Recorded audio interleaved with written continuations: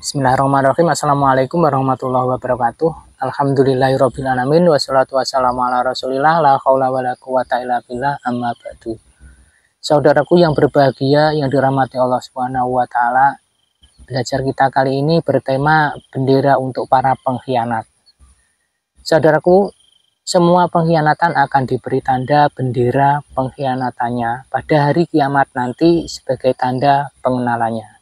Dari Abdullah bin Umar radhiyallahu anhuma, dari Rasulullah Shallallahu alaihi wasallam bersabda, sungguh Allah akan tancapkan bendera bagi orang yang berkhianat di hari kiamat. Lalu dikatakan, ketahuilah ini adalah pengkhianatan si fulan. Hadis riwayat Bukhari nomor 6178 dan Muslim nomor 1735.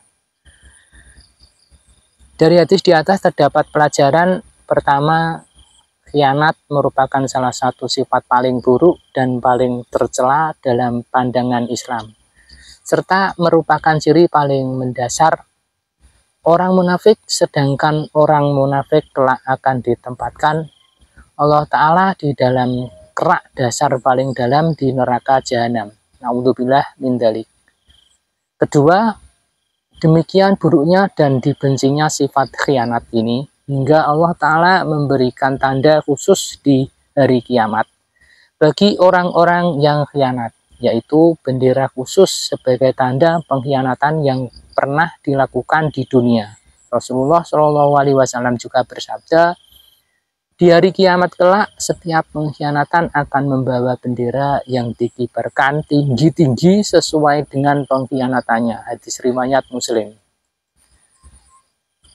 Ketika khianat bermacam-macam bentuk dan jenisnya, di antaranya adalah khianat dalam kapasitasnya sebagai hamba, sebagai suami istri, orang tua, pekerja, pejabat, wakil rakyat, bendahara, guru, dosen, pedagang, pengusaha, dan sebagainya. Oleh karena itu, kita harus berusaha menjaga dan menunaikan amanah sebaik-baiknya dan menghindarkan diri dari sifat khianat sejauh-jauhnya.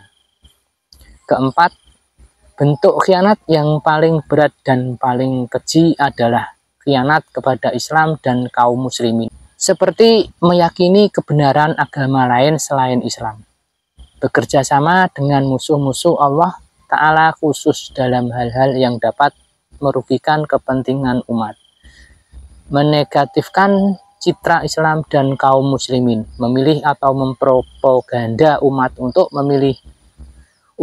memilih non-muslim sebagai pemimpin.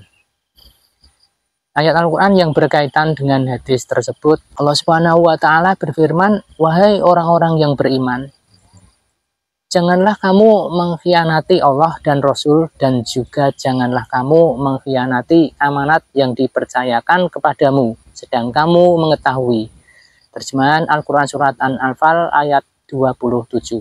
Allah Subhanahu wa Ta'ala juga berfirman, yaitu orang-orang yang melanggar perjanjian Allah setelah perjanjian itu diteguhkan dan memutuskan apa yang diperintahkan Allah untuk disambungkan dan berbuat kerusakan di bumi. Mereka itulah orang-orang yang rugi. Terjemahan Al-Quran Surat Al-Baqarah ayat 27. Firman-Nya juga, dan janganlah kamu berdebat untuk membela orang-orang yang mengkhianati dirinya. Sungguh Allah tidak menyukai orang-orang yang selalu berkhianat dan bergelimang dosa. Terjemahan Al-Quran Surat An-Nisa ayat 107.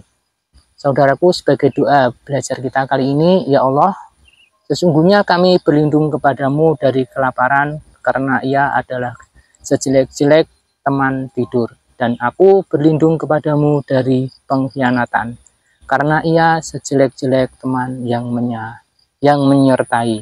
Amin ya robbal alamin.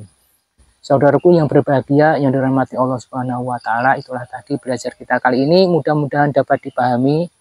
Dan mari bersama berdakwah tebarkan manfaat, jadikan media sosialmu sebagai pemberat timbangan amal kebaikan kelak di akhirat. Wassalamualaikum warahmatullahi wabarakatuh.